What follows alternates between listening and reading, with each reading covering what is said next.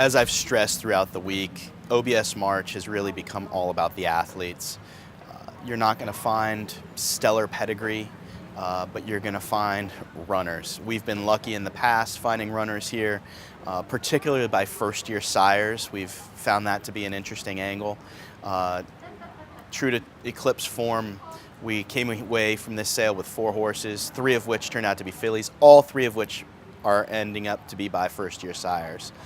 Hip 456 is a filly by Mr. Speaker, who's a son of Pulpit. Obviously, Pulpit's a son of AP Indy. It's one of the greatest sire lines of all time, which gives Mr. Speaker every right to be in his grandfather and father's footsteps. This filly is really interesting because, as you well know, Jacob West and I do a lot of pre-sale scouting around Ocala to get a feel for the sales horses as they're developing before they get to the sales, so that we have an idea of what to expect. Susan Montan, SBM Sales, who was the consigner of this particular filly by Mr. Speaker, she's a consigner that we've bought from with success in the past. Last year we bought Stirred from her, who was also by a first-year sire and shaking it up.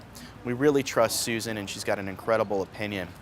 I went to her training center last month and watched about 20 of her sales horses breeze. And there was one that absolutely ripped off the page, and that was this filly, the Mr. Speaker.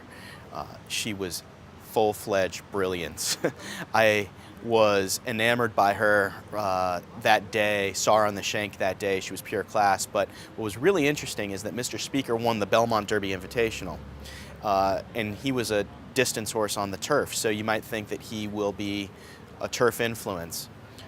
Interestingly, while this filly worked really, really well and showed incredible action on the poly track here at OBS, she went 10, 21, 34 and 2 out and 49 and 4, and Susan was really easy on her in doing so.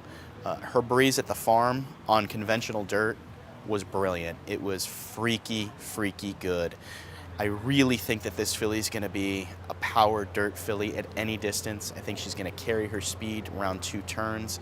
I couldn't be more confident in her natural ability and the class with which she holds herself. She literally never turned a hair the entire week. I think she probably added 25 or 50 pounds from day to day. She was just in her element, in the groove, and the whole scenario was just the perfect storm.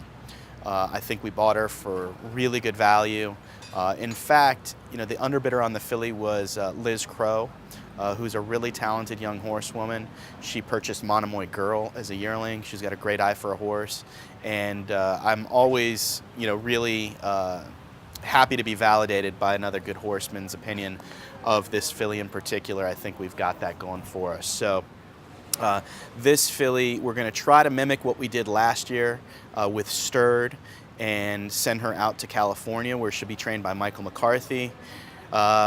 It's going back 4 or 5 years now when we were the first ones to put horses behind Michael's webbings. In fact, it was here at OBS March that we made our first acquisitions for him. And in that very narrow window of time, he's performed exceptionally well for Eclipse, and of course, won the Pegasus World Cup and the Breeders' Cup with City of Light. So I don't need to introduce Michael anymore. He's made a name for himself. We're happy to have been a part of it.